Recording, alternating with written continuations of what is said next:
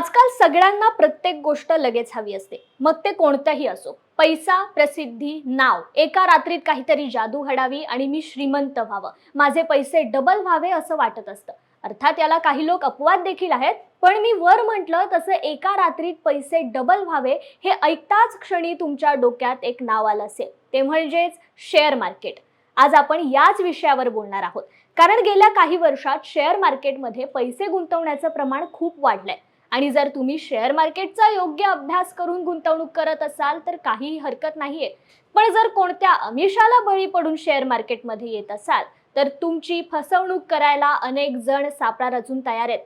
त्यामुळे या सापळ्यामध्ये न अडकण्याची जबाबदारी तुमचीच आहे. आज आपण शेअर मार्केटच्या नावाखाली कशी फसवणूक केली जाते याबद्दल जाणून घेणार आहोत. त्यामुळे हा व्हिडिओ शेवटपर्यंत नक्की बघा.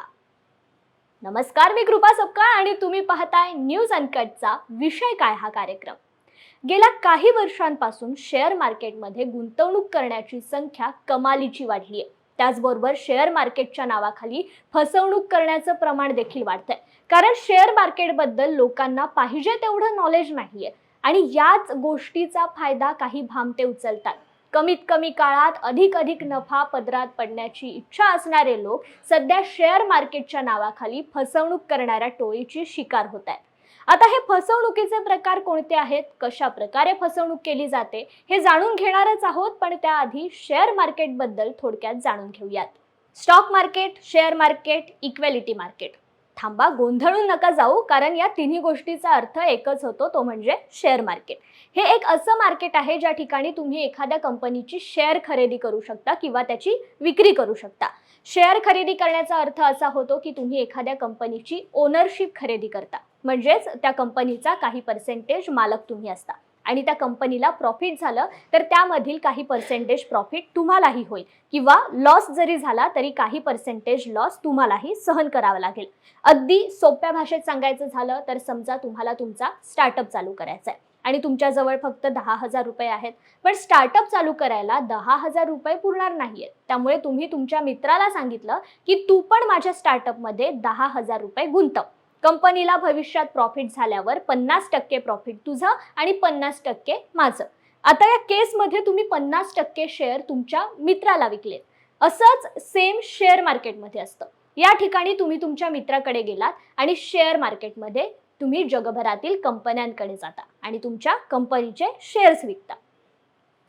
ज्या वेळेस ईस्ट इंडिया कंपनी होती तेव्हा एखाद्या कंपनीला पहिल्यांदा शेअर विकणं म्हणजेच इनिशियल पब्लिक ऑफरिंग करणं खूप सोपं होतं, कारण कोणतीही कंपनी शेअर पब्लिकली विकू शकत होती. पण आता तसं नाहीये. आता ही प्रोसेस खूप लॉंग आणि कॉम्प्लिकेटेड झाली आहे आणि असायलाच हवी, कारण तुम्ही विचार करा, तेव्हा ही प्रोसेस असती तर शेअर मार्केटमध्ये स्कॅम करणं खूप सोपं झालं असतं.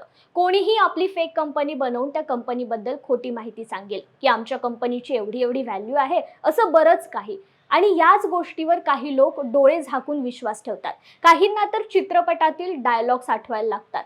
जब जेब में मनी होना तो कुंडली में शनी होने से कोई फर्क नहीं पडता. आणि ते आपली जमा पुंजी त्या कंपनीमध्ये गुंतवणूक करतात आणि काही दिवसातच ते कंपनी पण गायब असते आणि त्या कंपनीचा मालक पण. अशी कितीतरी उदाहरणं आपण बघितली आहेत. हर्षल मेहता स्कॅम, सत्यम स्कॅम हे त्याचीच तर उदाहरण आहेत. आणि हे स्कॅम बाहेर आल्यावर शेअर मार्केटमधील नियम, सिक्युरिटी अधिक कडक करण्यात आले.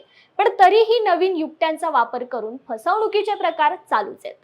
गेल्या काही महिन्यामध्ये शेअर मार्केटमध्ये एक नाव चर्चेत होतं. बातम्या, न्यूजपेपरमध्ये याचाच बोलबाला होता. ते म्हणजेच अल्गो ट्रेडिंग. प्रत्येक जण त्याबद्दलच बोलत होतं, कारण अल्गो ट्रेडिंग नावाखाली खूप मोठं फसवणुकीचं रॅकेट चालू होतं. आपण त्या रॅकेटबद्दल जाणून घेऊयात, पण त्याआधी अल्गो ट्रेडिंग म्हणजे काय हे समजून घेऊयात. Algo trading, algorithm trading, black box trading या तिन्ही गोष्टींचा अर्थ एकच होतो, तो म्हणजेच अल्गो ट्रेडिंग. कम्प्युटर प्रोग्रामिंगच्या माध्यमातून काही नियम वापरून जे ट्रेडिंग केले जाते त्याला अल्गो ट्रेडिंग म्हणतात. अल्गो ट्रेडिंगमध्ये कम्प्युटर प्रोग्रामिंग आणि फायनान्शियल मार्केट याची सांगड घालून ट्रेड एक्झिक्यूट केले जातात. अगदी सोप्या भाषेत सांगायचं झालं तर समजा तुम्ही शेअर मार्केटमध्ये अल्गो ट्रेडिंग सॉफ्टवेअरचा यूज करून ट्रेडिंग करतात, तर या केसमध्ये तुम्हाला मॅन्युअली ट्रेडिंग करायची गरज नाहीये. सतत तुम्हाला कम्प्युटर किंवा मोबाईलची स्क्रीन समोर बसून मार्केटला ॲनालिसिस करायची गरज नाही. आता आपण या अल्गो ट्रेडिंगच्या नावाखाली कशी फसवणूक केली जाते हे जाणून घेऊयात.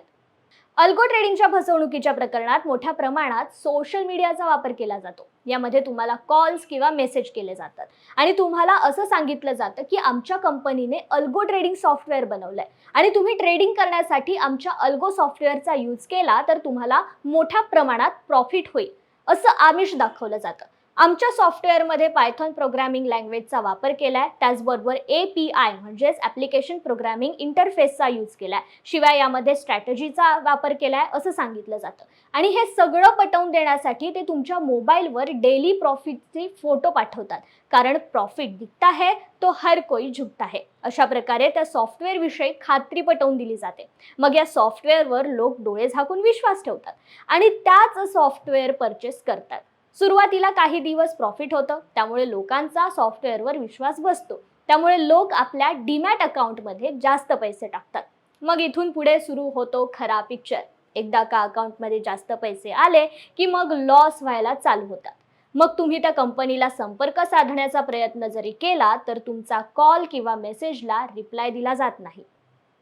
आता काही वर्षांपासून स्टॉक मार्केटमध्ये फेक ॲप पण बाजारात मोठ्या प्रमाणात आली आहेत. या ॲपचा वापर करून अनेक लोकांची फसवणूक देखील करण्यात आली.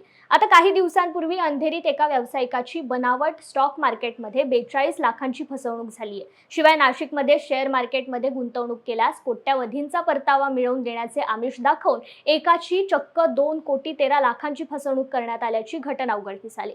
हे स्कॅम उघडकीस तर आले, पण असे कितीतरी स्कॅम आहेत जे रहस्य बनून राहिलेत.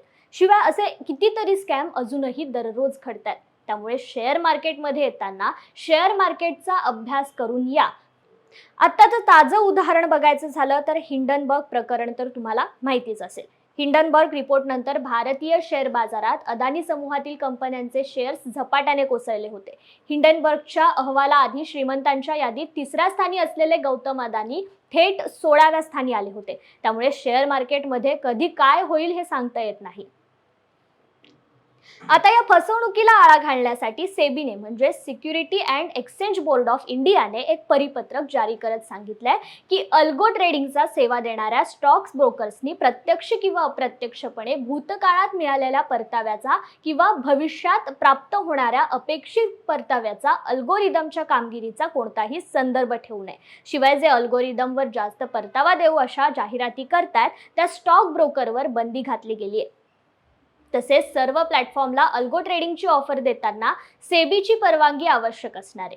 हे काही महत्त्वाचे नियम आहेत. असे अनेक नियम सेबीने अल्गो ट्रेडिंग सॉफ्टवेअरवर घातले, कारण सध्या मार्केटमध्ये अल्गो ट्रेडिंगवर जास्त परतावा देण्याचं आमिष दाखवून फसवणुकीचे प्रकार खूप वाढलेत.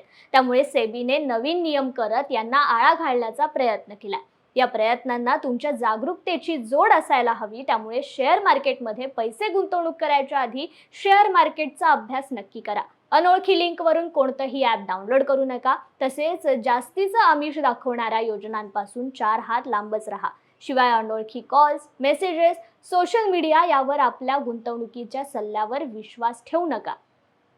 आणि जर तुमच्यासोबत कोणता फ्रॉड झाला असेल तर 1930-1930 या नंबरवर किंवा www.cybercrime.government.in या वेबसाईटवर तक्रार करू शकता. आणि असे स्कॅम रोखण्यासाठी सरकार तर प्रयत्न करतंय, पण त्या प्रयत्नांना तुमच्या साथीची आणि जागरूकतेची जोड असायला हवी. तरच अशी फसवणुकीचे प्रकार घडणार नाहीत.